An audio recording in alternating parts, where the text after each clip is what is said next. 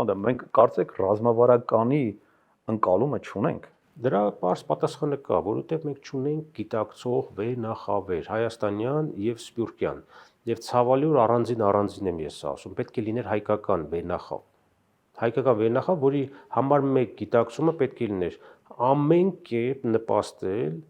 հայ էթնոսի, հայկական փոքր քաղաքակրթության, այսինքն մինի քաղաքակրթություն, ինքը քաղաքակրթություն է իր բոլոր պարամետրերով, հա, չափանիշներով դա քաղաքակրթություն է։ Դուք համարում եք, որ մենք ունենք հայկական քաղաքակրթություն, այո, դա չափելի է, այսինքն լեզուն,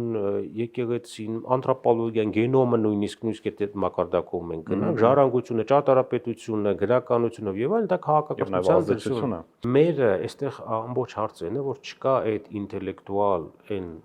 առավել դոմինանտ սերուցքը, այն կտորը, որի վրա պետք է խարսխվի հիմնական գիտակցումը սեփական պետություն ունենալու։ Մենք 100%-անոց սեփական պետություն չունենք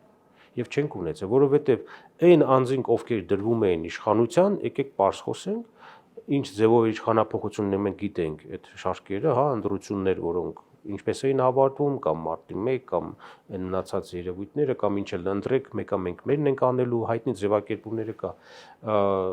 Մենք ավելի խոշոր շահի սպասարկելու ենք վերածվել որպես պետականություն,